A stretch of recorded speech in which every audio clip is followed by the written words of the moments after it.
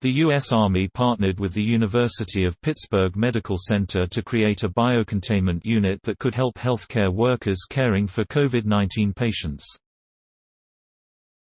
Researchers from the U.S. Army Combat Capabilities Development Command's Army Research Laboratory and UPMC created an individual biocontainment unit that uses negative pressure to suction the air from around a patient and filter out viral particles. This prevents environmental contamination and limits exposure to SARS-CoV-2.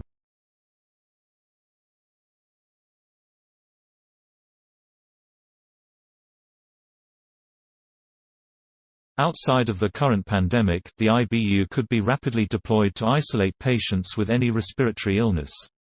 Said study co-author Dr. David Turer, a plastic surgeon who recently completed his residency at UPMC. It's easy to see this technology used to contain influenza, MERS, or tuberculosis, particularly in places lacking advanced hospital infrastructure. The device and the results of safety testing are described in a study published today in the Annals of Emergency Medicine. This research was first reported by the Army in April during an effort to identify solutions to help combat the spread of COVID-19.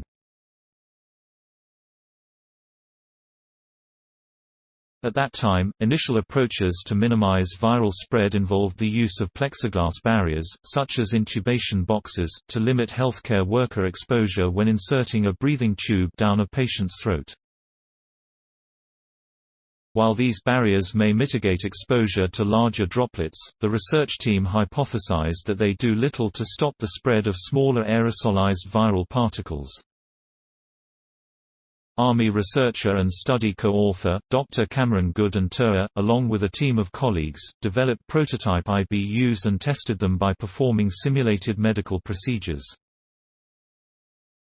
Using validated techniques adopted from the medical research laboratory community, they tested the IBU and a plexiglass intubation box for their ability to contain virus-sized particles from a simulated COVID-19 patient. Greater than 99.99% of the virus-sized aerosols were trapped by the IBU and prevented from escaping into the room, Good said. When we tested the passive intubation box, we observed more than 3 times the aerosol concentration outside the box, where the healthcare provider is located, than inside the box. It is not safe to use these intubation boxes without actively filtering the air. The Food and Drug Administration recently revoked an emergency use authorization for passive plexiglass intubation barriers and mandated the use of negative pressure systems, such as the IBU, to prevent viral spread. The team is actively developing a portable vacuum and filter system that can run on a battery pack for use in austere environments where energy resources are limited, which is of particular interest for military and humanitarian applications.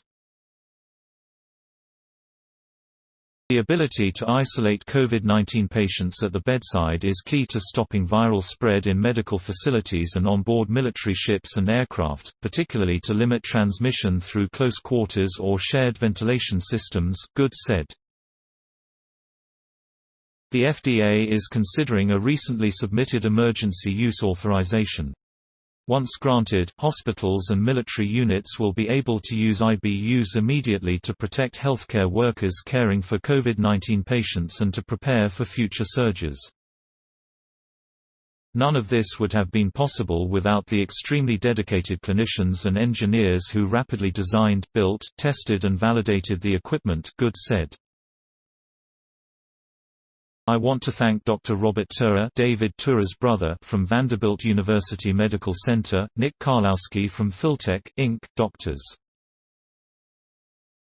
Lucas Dvořáček, J. Peter Rubin and Jason Chang from UPMC, and Ben Schilling and Dr. Heng Ban from the University of Pittsburgh.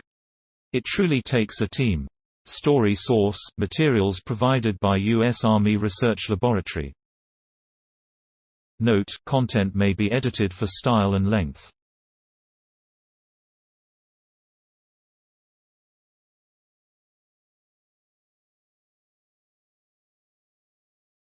Please support my channel to grow by pressing subscribe button and the bell icon. We will notify you new tech videos. Thank you.